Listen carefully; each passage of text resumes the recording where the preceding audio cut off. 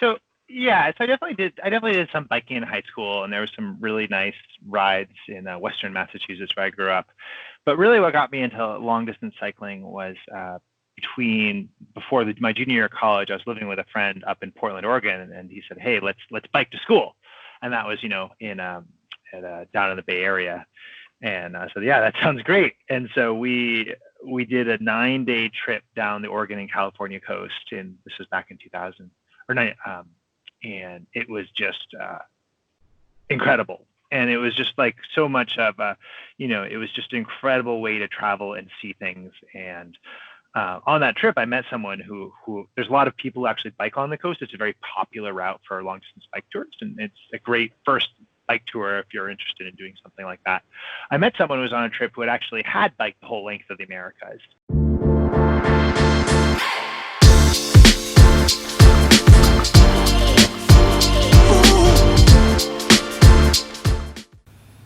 This episode of the Smart Athlete Podcast is brought to you by Solpre. If you're active at all, whether you're running or simply out walking for the day, you've probably experienced one of the number one problems that active people have, and that's chafing.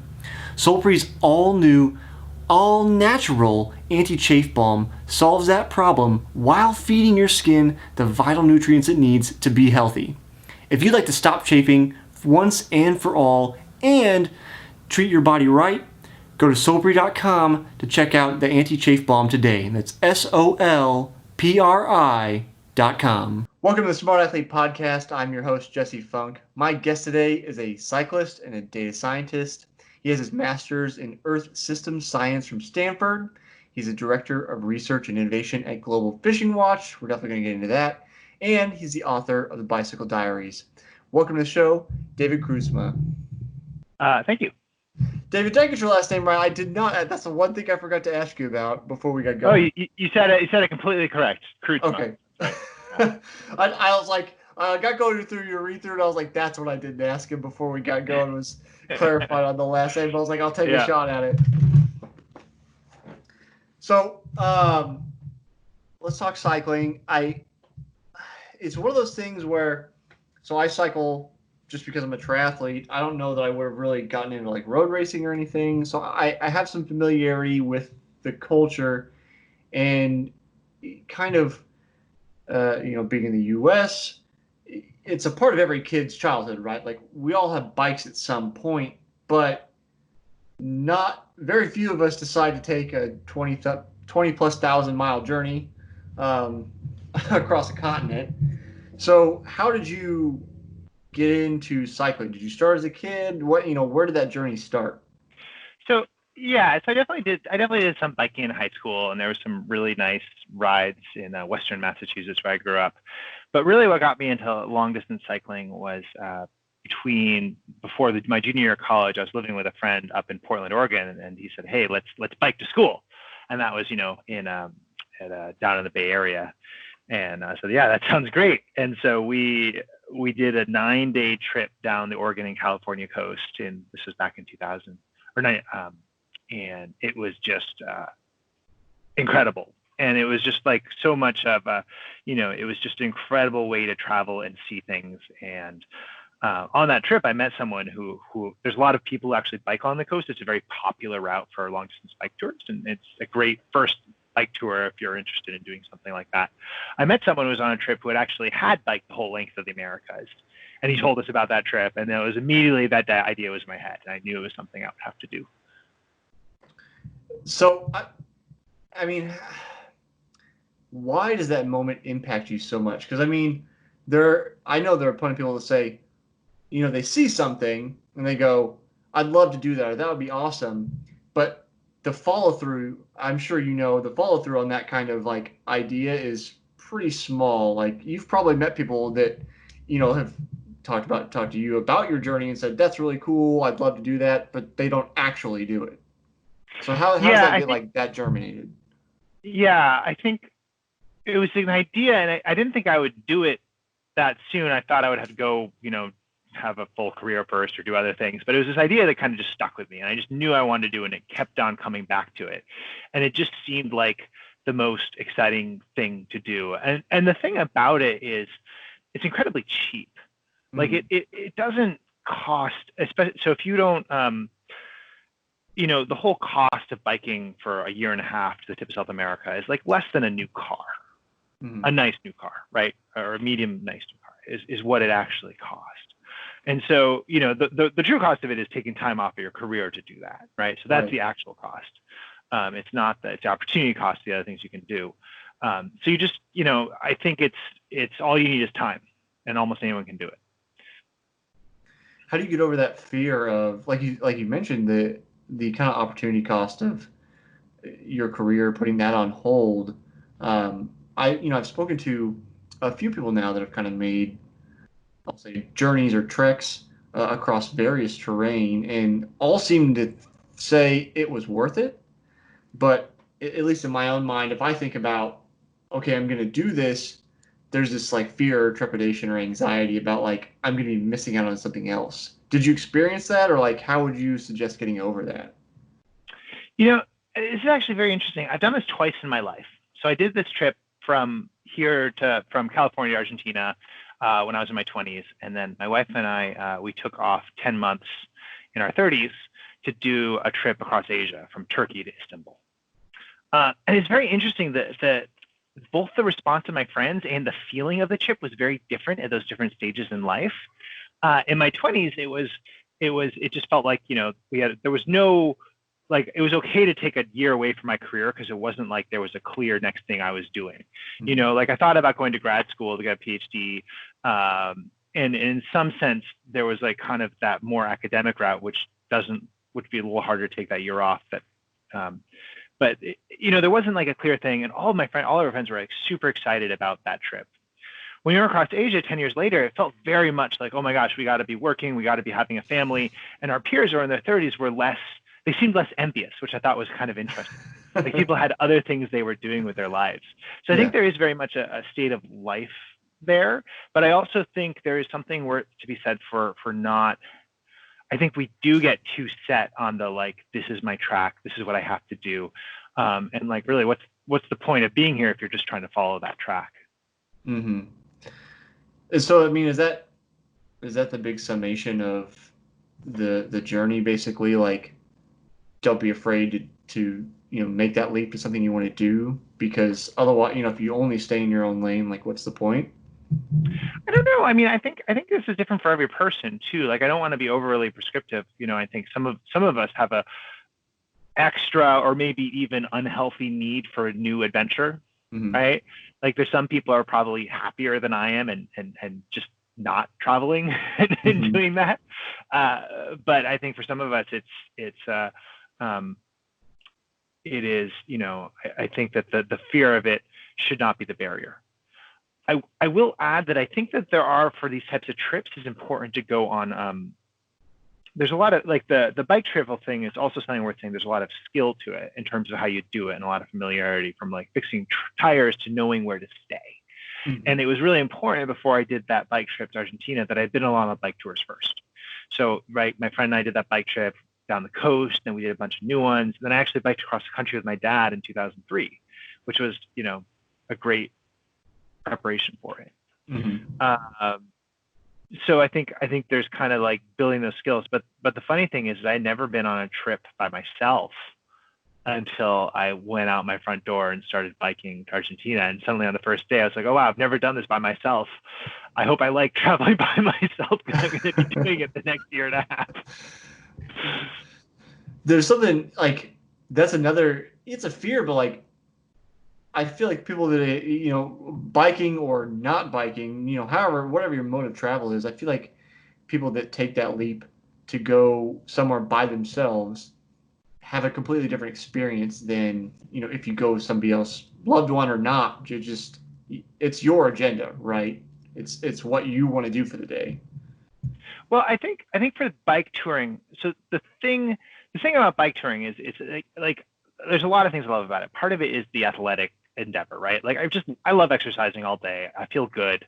I just like doing it. But then it's really the element of kind of like, seeing the world is kind of a broad way of saying it, but it's really just understanding places. It's like you physically get to experience what every mile of road is like and internalize like the contours of the landscape.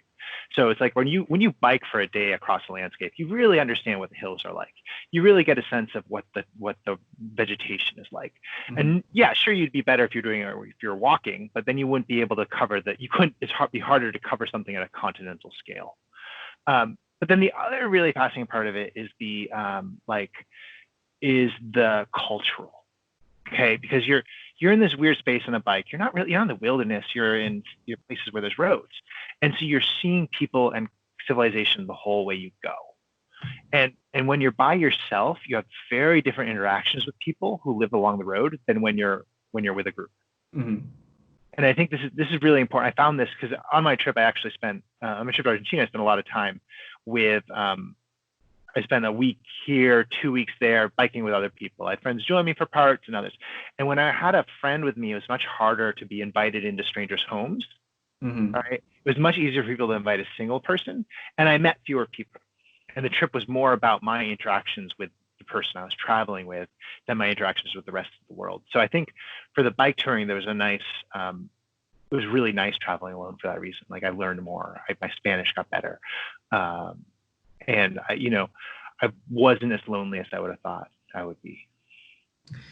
I did a modicum of solo travel a few years ago, and that was kind of my overwhelming experience. Was that everybody was friendly, inviting. I was invited over to dinner to essentially new friends, but stranger's house. Those kind of things.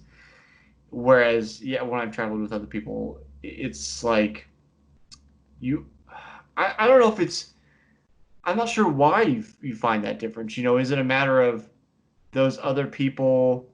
Are they like, well, I can't accommodate more people, or is it, oh, they've already got somebody in thinking like, oh, well, there's a solo traveler, like they need help, or I want to help them. Like, do you have any thoughts on why that happens? Yeah, I think it's all of those reasons. I will take a step back from that solo versus and just say cycling in general. I think it's really easy for people to help you, and that's what makes it so good because there's this like unique combination of you're non-threatening, you're very vulnerable, Mm-hmm. and people are both sympathetic towards you and envious. Mm-hmm. Right? So they both feel bad for you because you're tired, and they wish they were on that journey seeing what you're seeing. And if you're if you're alone, you're much more kind of easy to approach and easy to interact with than if you're a group.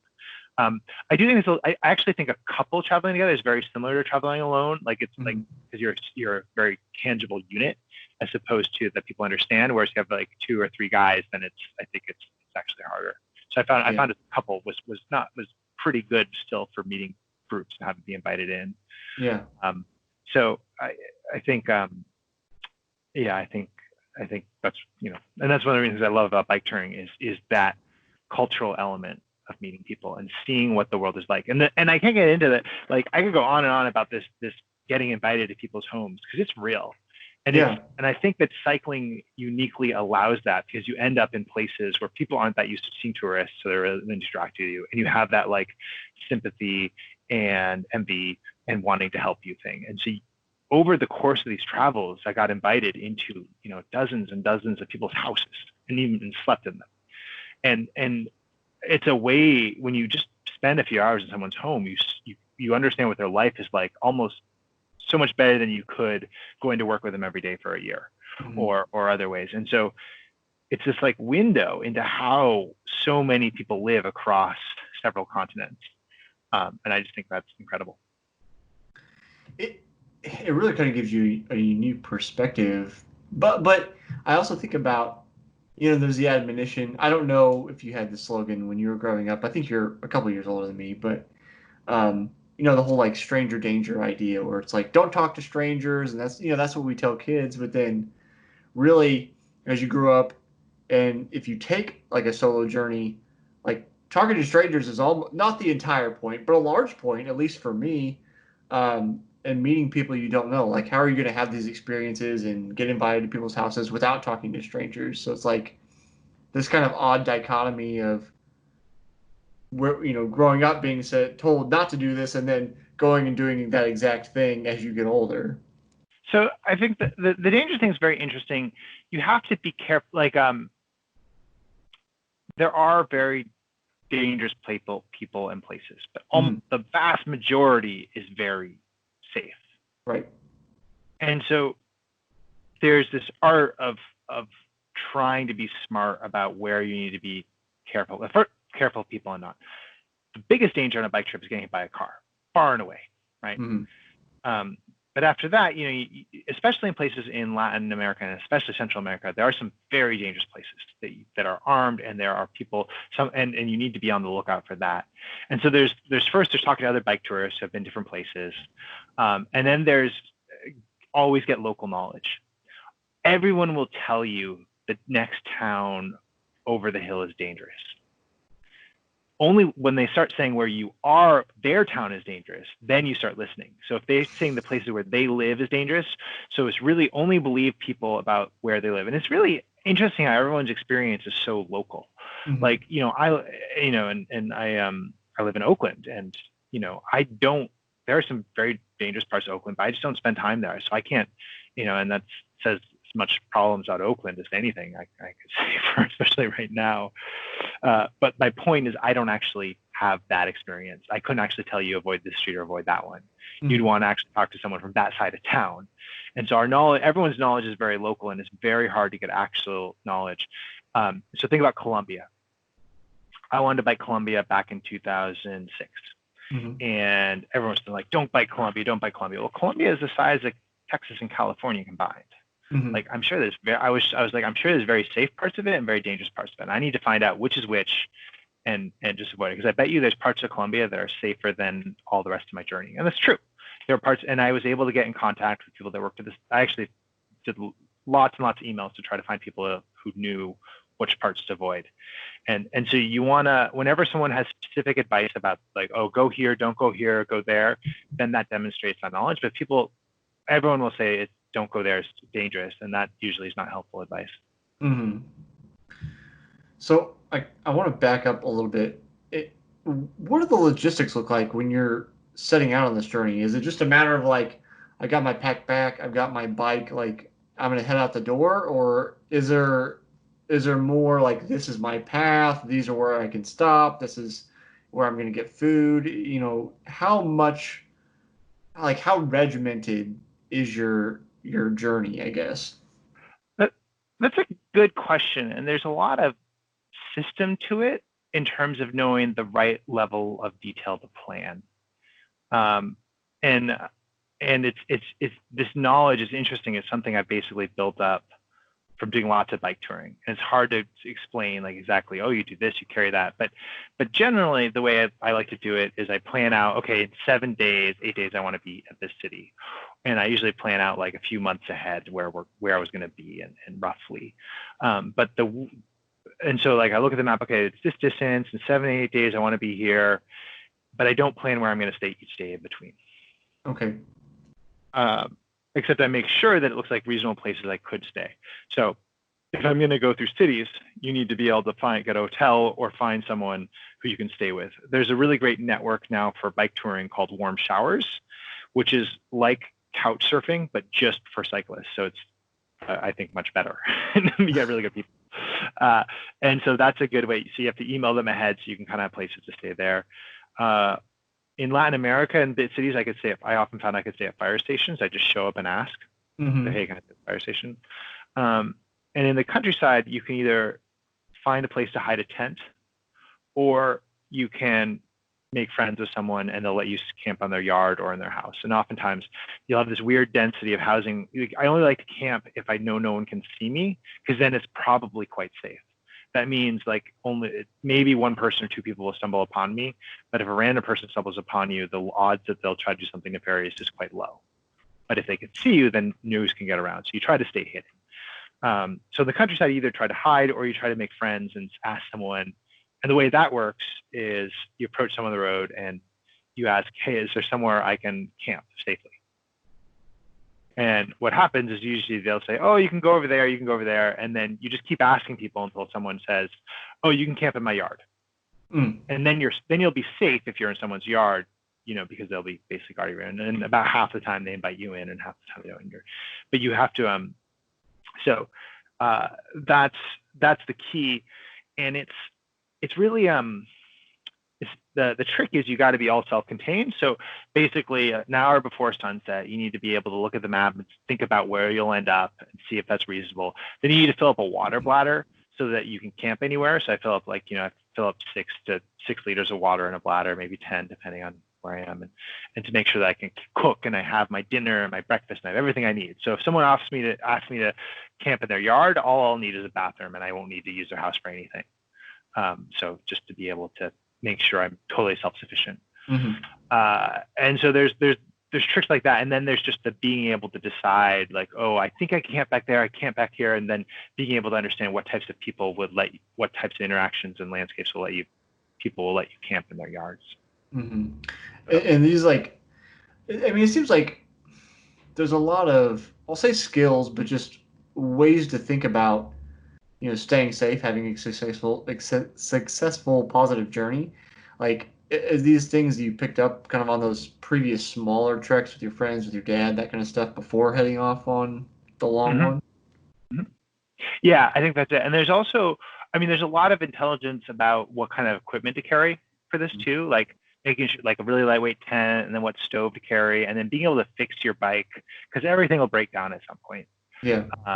And you can so being able to, everything from fixing tires to chains to that it's like my chain broke in some random remote road in Colombia that like I knew I was only supposed to be on during the day because at night you have to worry about the paramilitaries, and I had to fix my chain, and I was able to do that.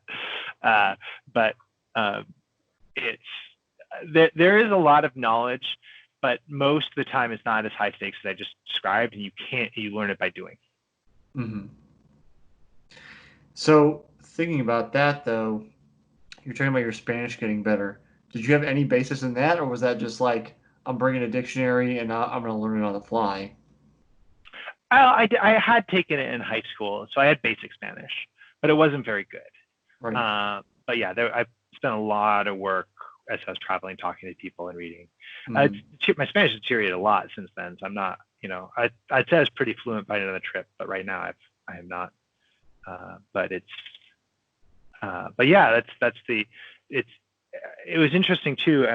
Crossing Latin America was really fantastic because everyone speaks Spanish, and when they don't speak Spanish, they speak Portuguese, which you can Mm-hmm. almost understand with Spanish. Right. And in 3 weeks, I could, get after just being there 3 weeks with Spanish, I could suddenly understand a lot of Portuguese and read it well, and that was fantastic. And then Asia was just exhausting because every few it felt like every day the language changed. Mm-hmm. I have no idea how many languages there are in like India and China. Like there's no one. On the other hand, I found that you do see some things that are common. You find out what languages are common across a large area. So I can know basic phrases in Turkish, Russian, and Chinese, Mm-hmm. like very simple things like counting and how much is that. And there are these kind of other universal languages, or not universal, but widely used languages that are useful across wide areas. Mm-hmm. I'm not really sure what to say. It's just imagining the journey and kind of like the vulnerability. When you set out, did you intend to make a book out of it, or was that like an afterthought? Like you got back and somebody was like, you should really write this down. So the book really came about. I think I was not planning to do it when I started, but to me the experience was just so incredible, and I felt like I had learned so much. And I really felt like there was some really interesting insight related to climate change, which I've been studying and looking into how it related to the place I visited. That I thought I had a unique story to tell, and so that's why I felt like I had to write a book. And it's really, the trip was just so incredible. It was like partially driven by this desire just to share that and to explain what it was like to travel by yourself and just be, come to understand 2 continents on your wheels and meet people and see what the world is like. So how do you tie that into, I guess, talks with climate change? Like on the previous episode before you, I spoke with Pavel, and he does a thing he refers to as climate run, where he goes to kind of far-flung places on the planet, like he did a run in Antarctica.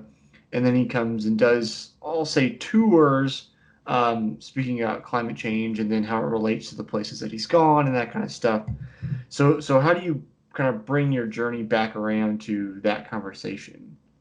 So, just to even take a step back, I think part of the same thing that drove me to go on these long distance bike tours is the same thing that drove me interest to study global environmental change, which is really just this fascination with the earth and humans' place on it and how we Okay. interact with it. Like, I think there was really, a deep intellectual fascination about that, that started that more so than a concern about human impact. Because I just think it's really, and I think it's super interesting how we're changing the world, how we interact with it, and a bicycle, it's like you're taking this transect of the world. You're just going across it, and you're just seeing place after place and what it's like there. Mm-hmm. Okay. And so, I think when we look at impacts of climate change, we look at how things are doing, it's all very academic. It's all very like, these glaciers will melt this much, or we'll lose this rainforest might be lost, or, sea level rise will rise like this. And so the idea is you do this transect like that across the continent and just asking a question like, what does climate change mean for this place? And I think that provides a very interesting perspective, like going to this coastline in Venezuela and just hanging out with people that live right next to the water and just seeing what their life is like, and then saying, okay, well, what does it mean for sea level rise to rise by a foot here? Or going to ecosystems at the tops of mountains in Colombia. Mm-hmm. And I tried my best to meet with experts there. So there's also this, a professor in Colombia take me on a tour at the top of the Paramo ecosystem in Colombia, which is the top of these mountains. And it's absolutely fantastic. And then getting some experience, like what it means for that place. And so there's a richness to the experience that makes it a lot more personal, also puts it in context. You realize it's not the most important thing ever, even though you realize it's both more important than you think, and also often not the most important thing in each part of the world. And so that's like there's this huge issues of poverty. Like we have to address energy access to people at the same time we solve climate change. And it really made that very personal and immediate in a way, I felt, to be asking those questions and doing so. And so that's what I wanted to convey in the book. And that's what I wanted to communicate is like, look, this is a real thing that's going to affect the real world. And here's how it relates to people and places. I think that's one of the toughest ideas or in communicating like the urgency or the importance of climate change is what you touched on is where it may or may not be the most important thing on a micro scale.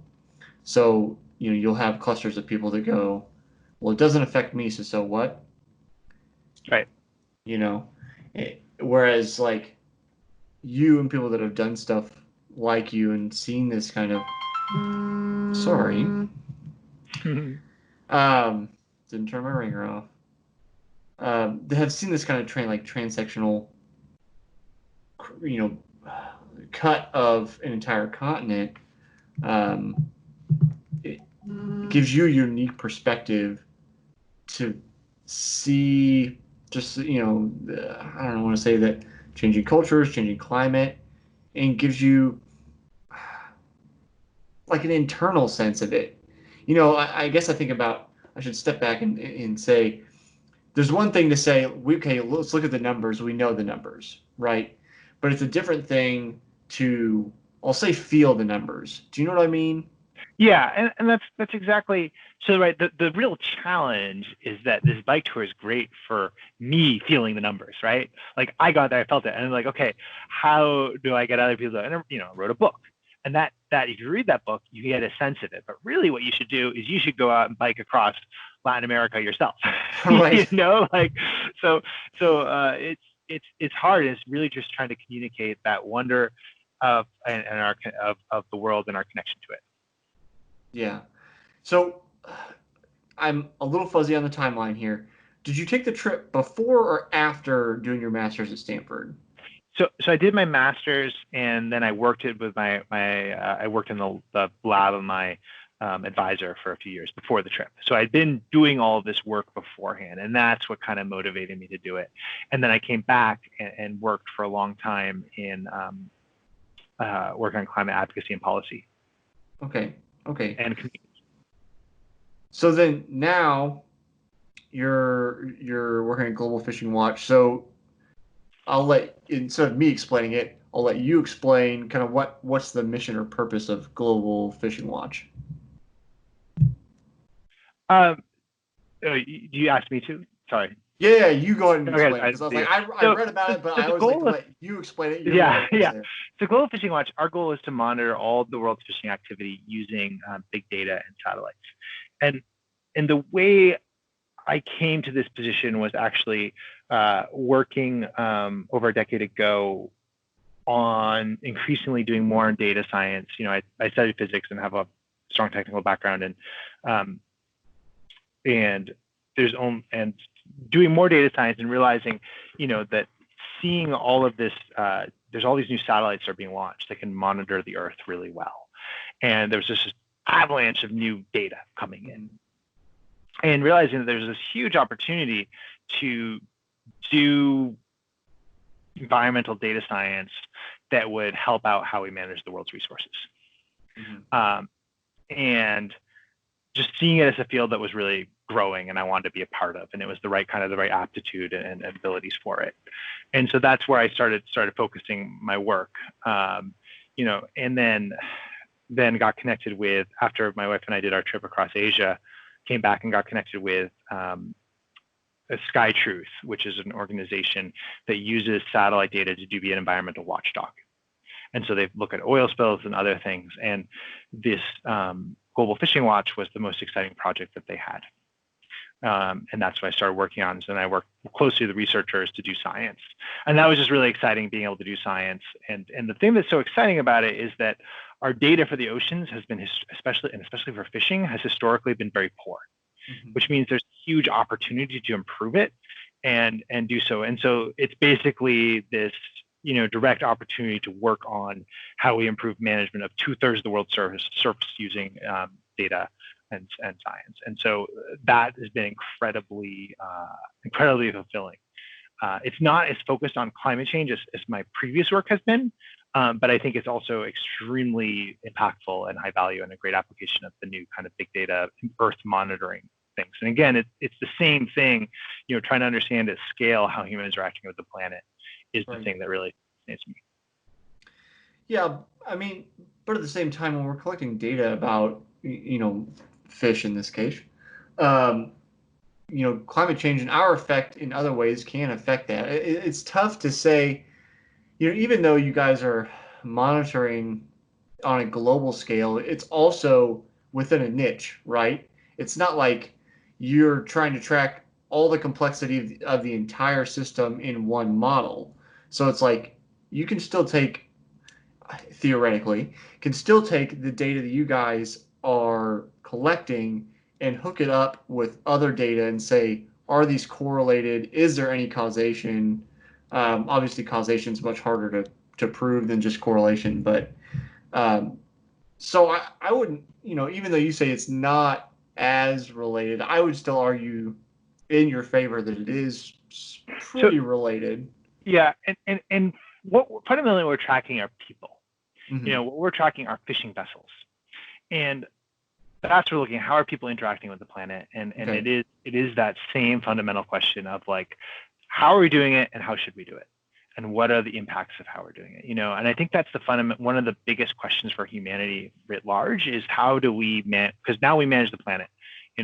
There's 7, soon to be 8 billion of us, taking up a huge fraction of the world's resources.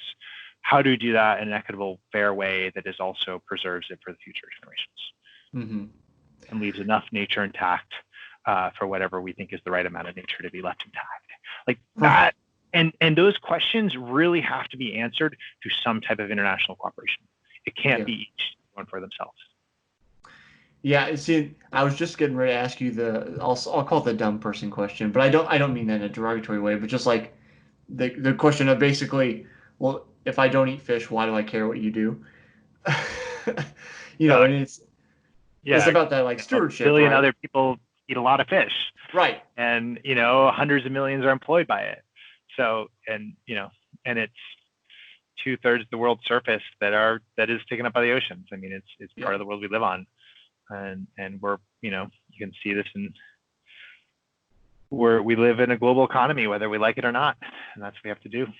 Yeah, that's one thing I think kind of the cat's out of the bag, or like the genie's out of the bottle as far as global commerce goes. Not, but at the same time, I'll get back on track here a second. But at the same time, I kind of think about that in terms of like we've had global commerce for hundreds of years, right? Just maybe not as fast as we do it now. So anyway, Yeah. um, now I'm trying to think what you were saying. Um, oh, this is a little outside your scope, but you're you're mentioning part of it is figuring out in terms of how much nature should we preserve versus um, what humanity can take over. I'm paraphrasing, obviously. Hmm. Do you have thoughts on how we determine that? It's a hard question. That's like so. I thought about the first thing to do is think about like uh, it's useful to think about this current scale of human impact on the planet because it's really hard for us to think about what our baselines are. Most of oh gosh, I'm going to get the numbers wrong. Um, but a significant portion of the plant matter of the planet is somehow used directly or indirectly for humans. That's like, crops Yeah. or land is grazed for animals that we eat, or we cut down forests.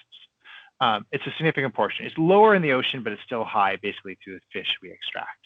And then you can look at how much biomass of things have changed. So, there's been incredible extinctions, much more so on land than in the ocean, that have wiped out, the mammoths, and there was all these extinctions that happened from prehistoric man hunting Mm-hmm. back 10,000 years ago. And then more recently, overall the biomass of land mammals has decreased by a factor of 7.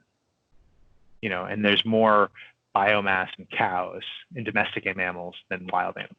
Mm-hmm. The biomass of fish in the ocean has probably of non-deep water fish, things that we think of as fish, has probably dropped by about half because of fishing and human activity. So we've really dramatically changed the world, and if we want to support civilization, which I think we do, we're going to have to leave it largely incredibly changed. And the question is how much. But I think we all find a lot of value out of leaving parts of it as kind of natural and wild as it can be. And that's kind of what this push right now is for marine protected areas in the ocean and protected areas on land. Part of it is to protect biodiversity and services for humans. Part of it is to like just preserve nature for its own sake. And I think there's an interesting question right now. The debate in the ocean is how much do we set aside, and where should that be? And there seems to be consensus that we should be setting aside, somewhere between 10 and 30%, sometimes maybe more, some people say less, of the ocean for nature. And, and so now that there's a lot, now the discussion is over which parts of the ocean and why. Mm-hmm. And then who gets claims to it, who can use it, like Exactly. it goes even deeper than that. Exactly. When I was speaking with Pavel about climate change, we were talking about the approach to changing our habits as individuals and as cultures across the globe. Thinking about, we can make, and I've spoken with another person kind of indirectly working on climate change. She does research in nanoplastics and their effect on the ocean. And we spoke about kind of individual responsibility. So thinking about that, what I spoke with Pavel about was um, the difference between taking an approach and changing our behavior to sustain what we're doing, so sustainability, versus the idea of changing our behavior so that it actually has a positive impact, and instead of decline, we actually get things going back in the other direction. So like right now, you mentioned the reduction in biomass, both on land and in the oceans. So instead of just saying, okay, this is our floor, let's just try to stay here, like what can we do to actually grow the biomass and make it increase? So I'm kind of curious what you've experienced or your thoughts on our need to change behaviors. What behaviors can we change? Is it more important to make a stop before changing directions, or can we just make a sharp turn and kind of go in a positive direction from here? So there's some good news from the ocean, where a lot of fisheries are actually recovering. The oceans are very big, and you hear bad stories about how fisheries are doing, and that's not the right story, because the right story is hard to tell. And the right story is that there's lots and lots of different fisheries, and some are well managed and some are poorly managed. And some of the ones that are well managed have been historically overfished, but people have figured out what to do, and so they're fishing at a lower level, and now the biomass is increasing in those places. And so we know that's possible. A more interesting question is, do we want to be extracting the maximum amount of fish as we can, or do we want to have a surplus of fish for natural state, or having more? Because when you're fishing at the sustainably fished fishery has about half the fish biomass in it as a wild fishery. And the reason for that is that you're taking fish out as soon as they're ready to be eaten, more or less. You can think about that. You don't let when you have a herd of cattle, you don't let them live to be 9 years. You take them when they're 2 to harvest them for meat. And it's not exactly the same, but it's the idea that you wouldn't. So the structure of the population looks different. It's not a wild. It's this. It's farmed in some sense, although it is also wild. And so the question is that what we want? I don't know. I think a lot of places that is what we want, because we want to produce a lot of food for people, because that's what we need as civilization. But in some places it's a hard balance. And I think that it's really hard to figure out what we should actually be fishing for in the ocean for those. And it really comes down to values. Yeah. Well, and that's the tough part, right? Is that we have, even if we say just let's confine our debate to the U.S., we have conflicting values in terms of what we should eat, how much we should eat of it.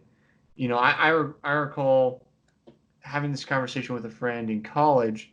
So I was a college athlete. I ran, which means I have higher protein needs than just average Joe going to class, not working out. But she was very adamant that I only needed 30 grams of protein a day, or whatever the average person should need.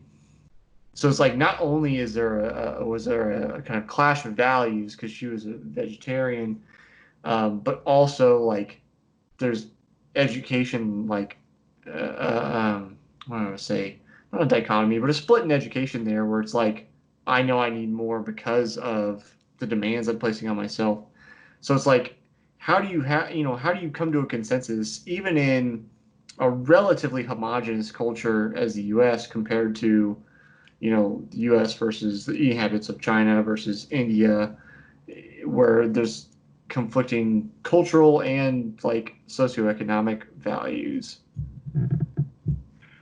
Well, it's hard. I mean, you gotta, it's like, come on, David, give me the answers. No, I think you got to. I want to throw in another thing there, which for the fishing thing that's tricky is the economic, which is that you have lots of fishermen and fisherwomen who the maximum employment.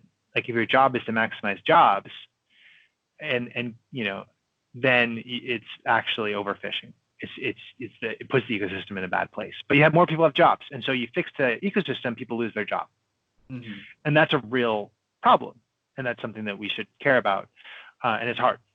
But in terms of what to do, I think that there are some social norms I think could be changing. I think technology is going to have to be a bigger role. I think we're seeing this with meatless meat.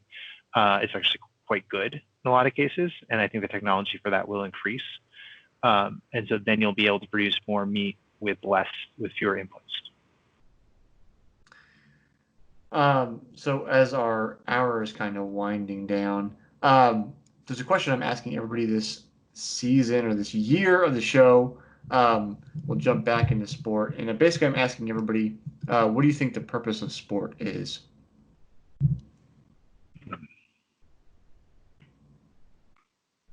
So I think there's two purposes of sport. So one thing we didn't get into is I played ultimate frisbee in college, and I was actually a co-captain of the 2002 national championship team at Stanford. Okay. Which was, and there's like, which was an incredible experience. It's a whole other discussion. But it was, there's this competition element of it, which is fun. And it's fun to win, and it's fun to try to win. And even if you don't win, it's still fun. It's fun to strive and try to be better and compete. Mm-hmm. And that's really fun. And then there's this other element of it, which is just the exercise element, which is what I think a lot of the bike touring I'm doing too. It's just kind of to use your body and feel alive, and just like it makes you feel very good. So I don't think you can summarize what's the purpose of the sport into one thing. I think there's lots of purposes. Mm-hmm. And I think that you'll find that it's different for the different activities, and depending on the goals. David, if people want to kind of see what you're up to, maybe see the research with Global Fishing Watch, where can they kind of keep up with you and what's going on? So globalfishingwatch.org, you can go to us there. We'll have there's an interactive map you can look on there. There's also a page. I run the research program there. You can see all tons of papers we've been publishing, and we have an exciting one coming out very soon showing some widespread illegal fishing that I can't talk about until it's released, but I will give you that teaser to check in soon.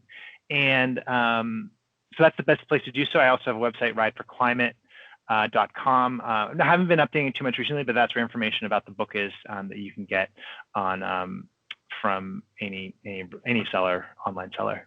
So sounds good. Well, hopefully we'll see kind of what you're up to with the illegal fishing here soon.